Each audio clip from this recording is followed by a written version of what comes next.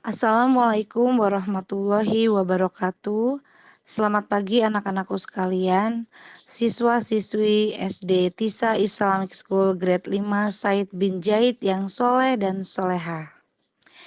Pada kesempatan pagi hari ini, Miss Wulan akan mencoba menjelaskan tentang pelajaran tematik 5A, subtema 3, pembelajaran 4.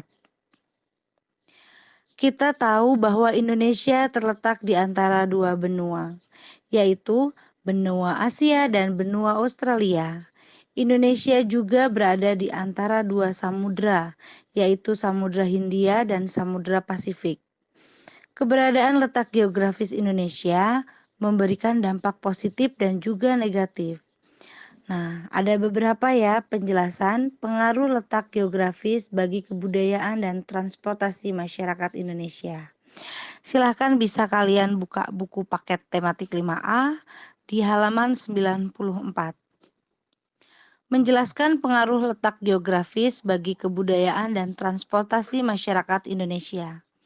Kondisi geografis Indonesia yang menguntungkan ini memberikan pengaruh terhadap sektor kehidupan masyarakat, antara lain dari kebudayaan dan transportasi.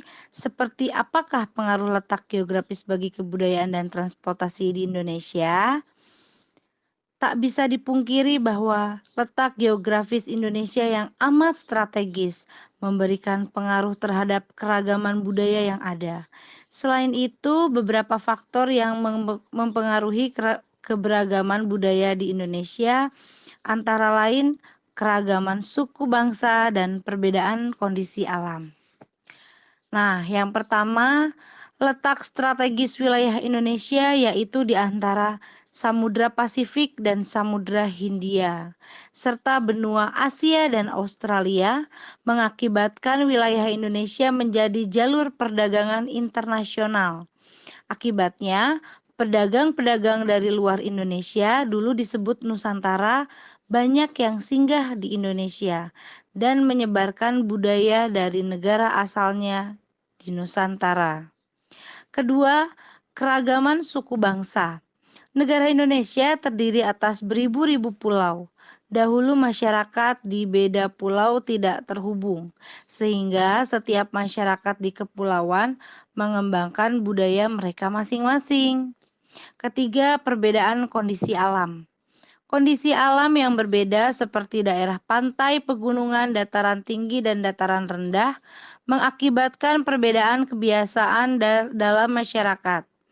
Perbedaan kebiasaan tersebut akan menimbulkan keragaman budaya dalam masyarakat.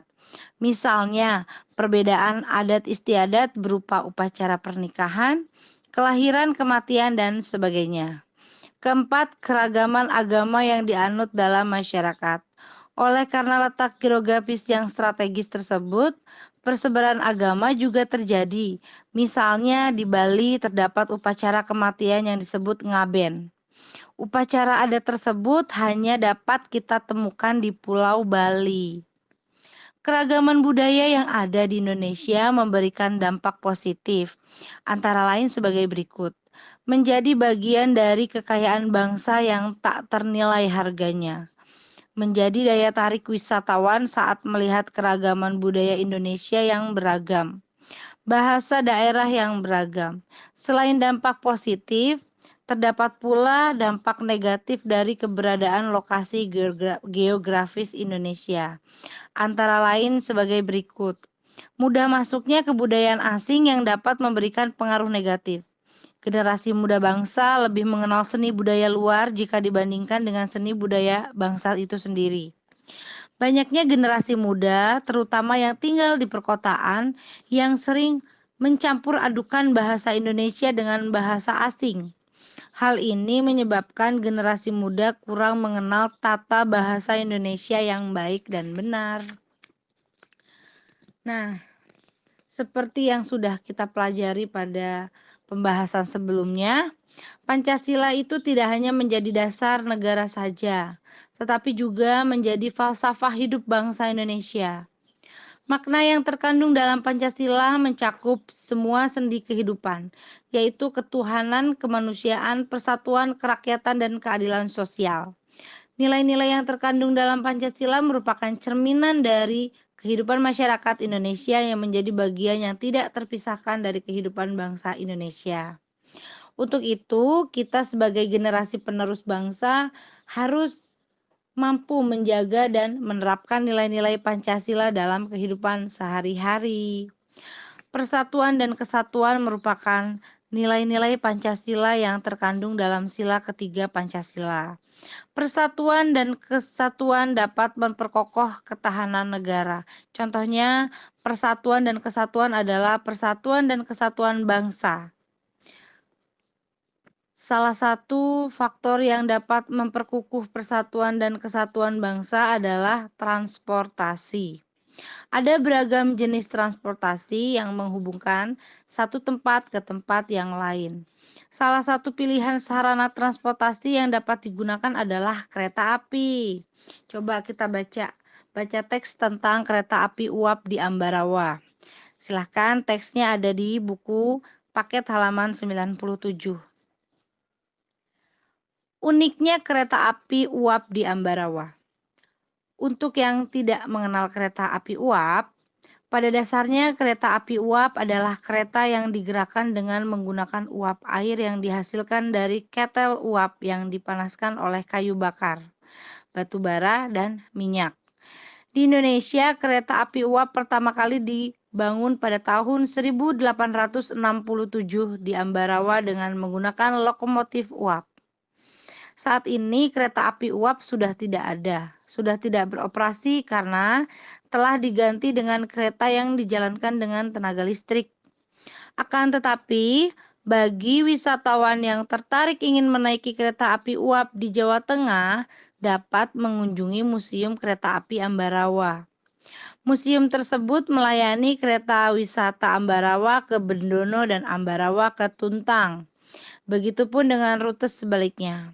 Selama perjalanan, wisatawan dapat menyaksikan panorama keindahan alam seperti lembah yang hijau antara Gunung Ungaran dan Gunung Merbabu. Di Museum Kereta Api Ambarawa ini, ada 2 jenis kereta api yang dapat kita naiki, yakni kereta api uap dan kereta api diesel kuno. Jika kita menggunakan kereta api uap atau diesel kuno, maka kita akan menemukan maksimal 3 buah gerbong yang dapat mengangkut kurang lebih 40 orang. Kereta api uap yang ada di Ambarawa tersebut menggunakan pembakaran yang berasal dari kayu jati. Karena kereta api tersebut termasuk unik dan langka. Kereta api uap bergerigi ini hanya terdiri atas 3 buah di dunia dan dapat kita temukan di India, Swiss, dan Indonesia. Nah, tugas kalian sekarang adalah membuat salah satu karangan yang terdiri dari 3 paragraf tentang salah satu alat transportasi di kotamu, serta manfaatnya bagi masyarakat sekitar. Di sini sudah disediakan 3 ide pokok paragraf untuk mempermudah kalian membuat karangan tersebut. Ide pokok paragraf pertama yaitu penjelasan singkat tentang alat transportasi pilihanmu. Ide pokok yang kedua, kelebihan yang dimiliki oleh alat transportasi tersebut. Ide pokok paragraf ketiga, kekurangan yang dimiliki oleh alat transportasi yang dimaksud. Nah, ketiga ide pokok paragraf ini untuk membantu kalian dalam membuat salah satu karangan tentang alat transportasi di kotamu serta manfaat bagi masyarakat sekitar. Tidak lupa juga, kalian tugasnya mengerjakan halaman 99. Mengerjakan soal-soal 1 sampai dengan 4. Hasilnya, silakan kalian boleh tulis di buku paket atau jika tidak cukup boleh di buku tulis dan hasilnya kalian kumpulkan melalui Google Classroom. Nanti Miss Wulan share folder untuk tugas tematik ini. Begitu ya, jika ada yang masih perlu ditanyakan atau ada hal-hal yang tidak dimengerti, silahkan boleh japri Miss Wulan. Oke? Miss Wulan akhiri pembelajaran tematik hari ini.